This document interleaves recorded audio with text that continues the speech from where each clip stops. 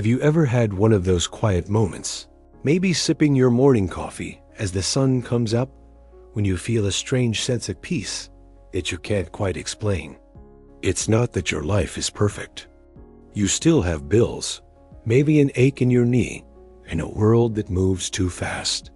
But something feels different, lighter.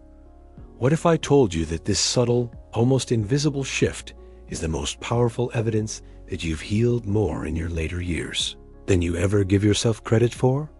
We spend so much time focusing on the wounds, the losses, the regrets, the what-ifs, that we become archaeologists of our own pain, digging it up over and over.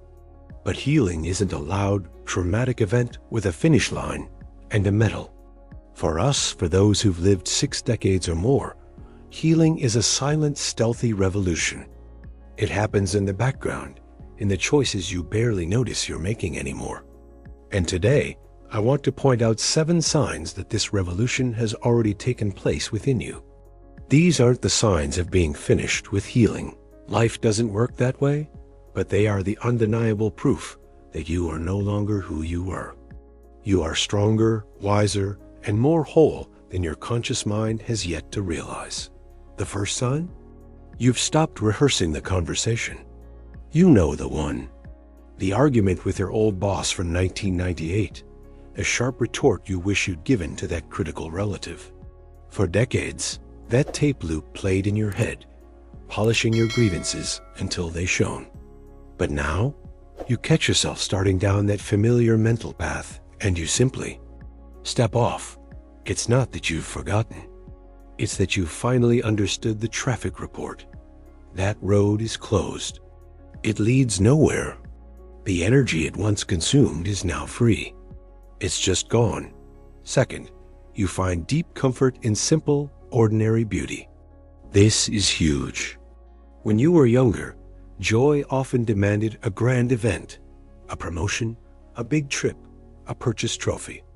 Now, you feel a profound, almost electric sense of rightness, watching a bird at the feeder, noticing the precise color of the sky just before dusk, or feeling the perfect weight of a grandchild falling asleep on your chest.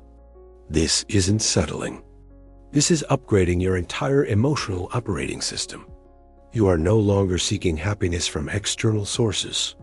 You are recognizing it as it lives, woven into the fabric of your everyday life. You are literally seeing the world in higher definition, not third. And this is a telltale one. Your nostalgia has lost its sting. You can look at an old photo, remember a beloved place or person, and the primary emotion is no longer a piercing, "I miss that," but a grateful, "I had that." There's a sweetness to the memory, not a sour ache. You've integrated your past into your present story as a cherished chapter, not as a lost country you're exiled from. The memory is a war room in your house, not a prison cell. Fourth sign of deep, unseen healing. You've begun to edit your life, not just your words. You're donating the clothes you keep for a someday that doesn't fit who you are now.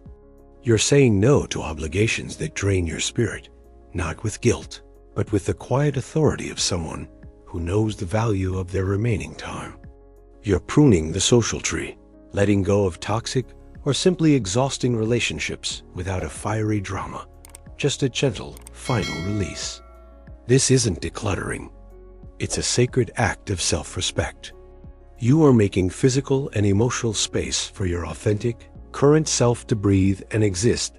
Fifth, you've started to parent your own inner child with shocking kindness. When a wave of old insecurity or fear washes over you, you no longer berate yourself. You don't say, "Stop being so silly." Instead, you might put a hand on your heart and think, "Oh, that old feeling is here again. It's okay. We're safe now." You offer yourself the unconditional support you may have spent a lifetime giving to others. This internal shift changes everything. The battlefield inside you goes quiet. Sixth, and this is powerful. You hear the same old criticism from someone, and for the first time, it sounds like their problem, not your truth. That voice, Whether it's a family member's nagging, or the ghost of societal expectation used to land inside you and set up shop, dictating your worth. Now it lands, and it just sits there, on the floor, foreign. You look at it with curiosity, not conviction. You might even feel a flicker of pity for the person who still needs to say such a thing. The hook is gone.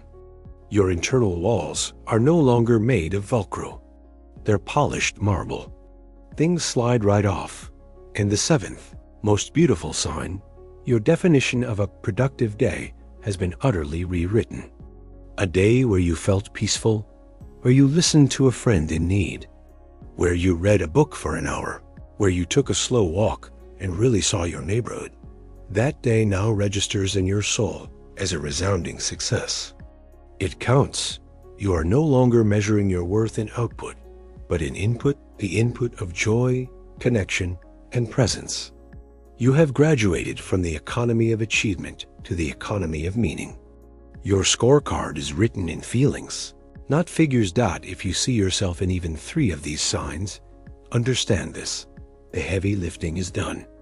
You are not on the healing journey. You are living from the healed place. The evidence isn't in a therapist's certificate or a dramatic proclamation. It's in the quiet coffee, the released grudge, the peaceful no, the gentle self-talk. You have become the wise elder you are waiting for. So here is my suggestion.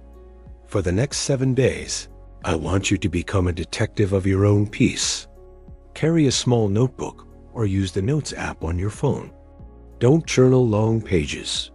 Just make a tiny mark, a single word, each time you catch yourself exhibiting one of these 7 signs. Released, noticed, said no, was kind. No analysis. Just evidence collection. At the end of the week, look at that list. That is the proof of your invisible victory. That is the resume of your resilience.